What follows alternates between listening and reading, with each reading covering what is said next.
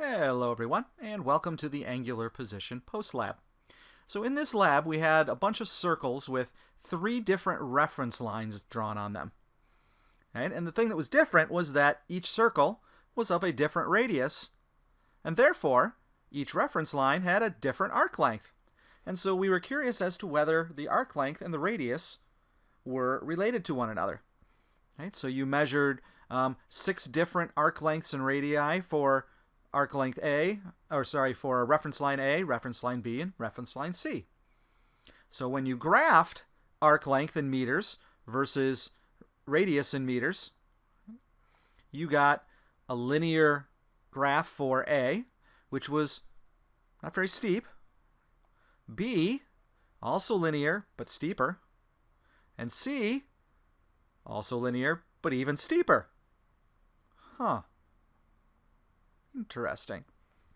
So each reference line was a straight line on a graph of arc length versus radius, but different slopes. Well, since they're both all straight lines, we could make math models out of them, right? They are linear and contain 0, 0, so therefore the arc length is proportional to the radius for a particular reference line. Right? Linear graph, linear graph, linear graph, all of them goes through 0, 0. So that means that the arc length and the radius are related to one another. They're just proportional. So if you have twice the radius, you'll get twice the arc length for the same reference line. 3 times the radius, 3 times the arc length for the same reference line. If we make a math model, the y variable is the arc length. That's what we graphed on the vertical axis. That's going to equal your slope. Now, I'm just going to put in a number sign here because there's really 3 of them, right? So we could make 3 math models, 1 for each reference line. In each case, the units, though, interestingly, are meters over meters. Right? And it means that for every 1 meter of additional radius, the arc length increases by whatever your slope was, meters. Right? So for every 1 meter of radius, you get this many meters of arc length. Okay. But meters cancel. So if we would have done this in centimeters, right, we still would have ended up with the same slopes. We just would have had centimeters over centimeters, which would have canceled. So traditionally, right, this number doesn't use those kinds of units. But hang on, because there is something weird about it. The x variable is the radius. That's what we graphed on the x-axis, horizontal axis, and the y-intercept is 0, because if there's no radius, there can't be an arc length because there's no circle. But as I mentioned earlier, do you notice how each reference line had its very own slope? And it didn't matter how long that reference line was, right, and how big the related arc length. Right? The slope was always the same for a particular reference line. Well, if each reference line has a different slope, maybe we could use that slope to specify the position of each of these reference lines. See what I mean? Since each one has a distinct slope, why not just say A has a position of whatever this slope is, right? And then we'll know what A is. We don't need to use a radius and an arc length, right? We can use a single number. But since this is a rotating thing, this is what we're going to call angular position. So we have position, which infers linear. Sometimes you might hear it called linear position. But in this case, we're going to call it angular position. And the symbol we're going to use, we tend to use Greek letters for rotational quantities. Not for all of them, but for many of them, is the lowercase Greek letter theta. Okay? So this is the slope of a graph of arc length versus radius. Right? The slope of the graph of arc length versus radius is what we're going to call angular position. And if we throw that symbol in instead of the actual slopes you got, we get a generic math model that says the arc length is equal to the angular position times the radius. Or, step of algebra, we can define the angular position as being the arc length over the radius. Right? Take the arc length, divide it by the radius, you get an angular position for that reference line. Now, the angular position is dimensionless, right? Because these are the same units, so they cancel out. But unlike pi, where we've just left it that way, right? Pi of 3.14, we don't put units on it, even though technically it has similar kinds of units, right? Circumference over radius, or circumference, sorry, over diameter would be meters and meters, or centimeters and centimeters, or inches over inches. They would cancel out, right? And we just write pi as a pure number. This one, for some reason, they decided to give it a name anyway, right? And so this slope of your arc length versus radius, our angular position, we call radians.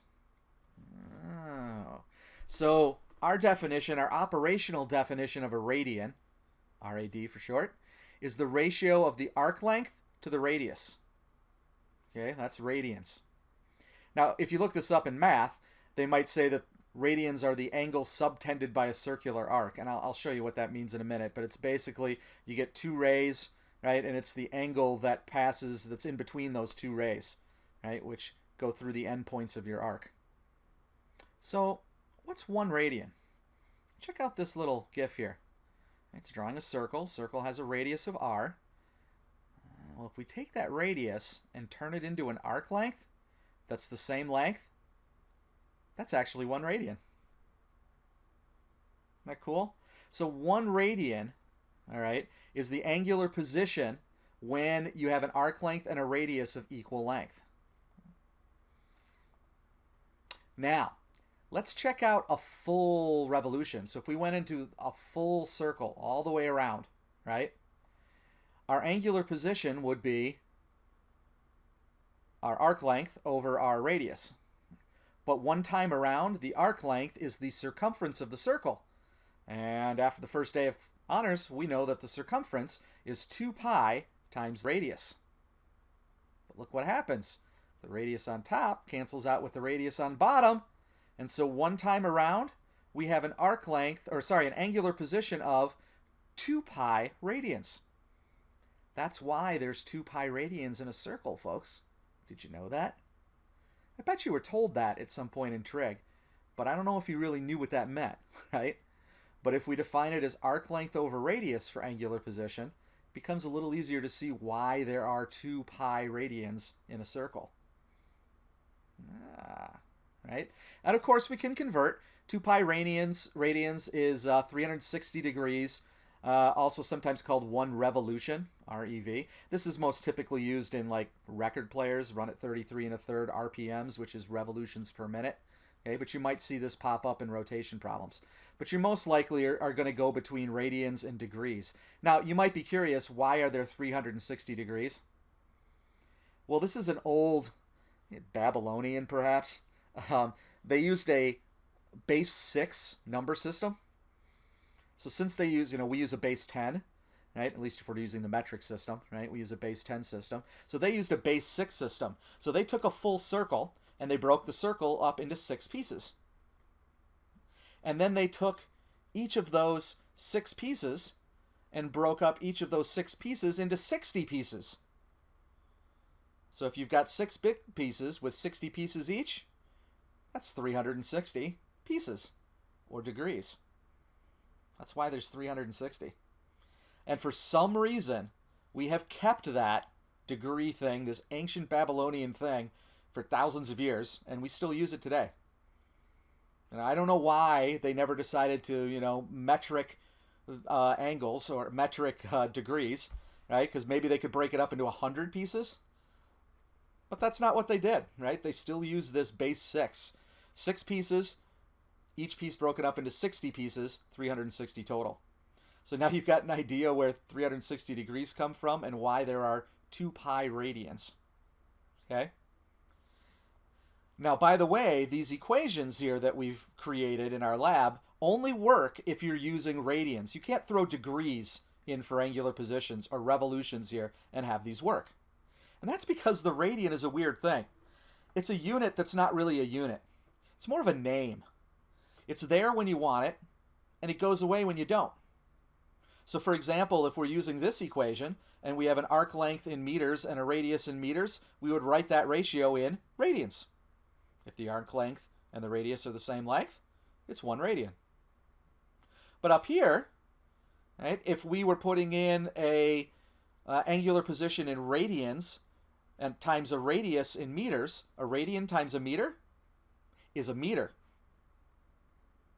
How's that for weird, right? Because the radian isn't a real unit like a meter is. It's a name.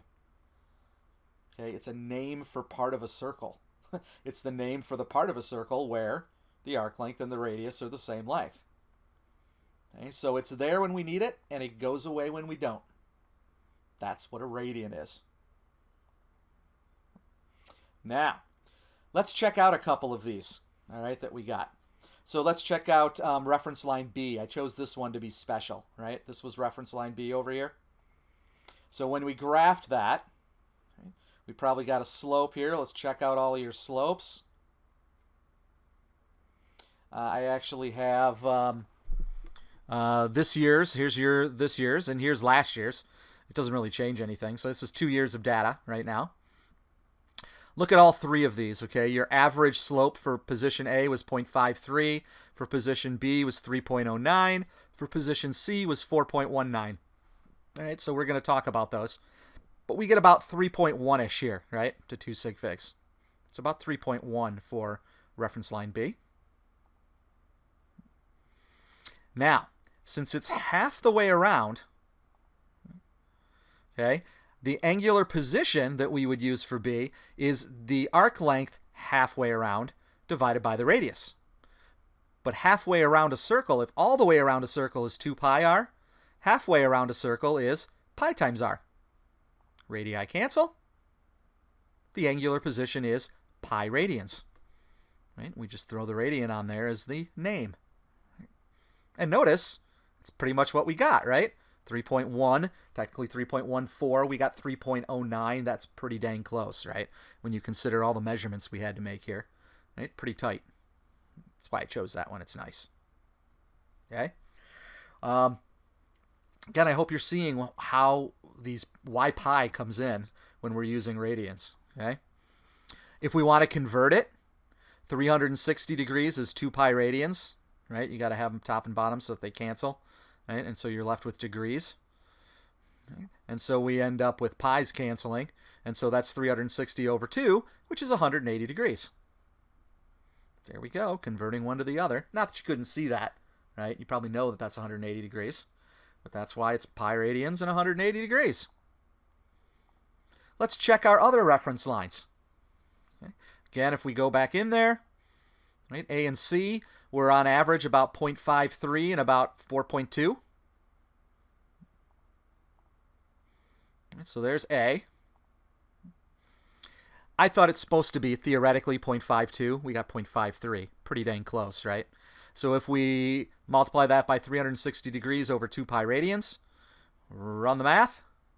Radians cancel. You get degrees left. We get 30 degrees. So I actually used a protractor and tried to draw all of the A's at 30 degrees. Right. Works out to be 0.52 radians. And of course, you can always break that into some fraction of pi if you want to, right? And then C, which was way down here, 4.2 radians, exactly what we got in the lab. Radians cancel. Do the math. It's about 240 degrees. I picked nice numbers. Right, so I went around to here after doing the 180, and I took my protractor, and I tried to make that about 60 degrees right in there so that it's 90, 180 plus 60 is 240. Right, that's how I constructed the equipment that we used. Getting an idea of what a radian is?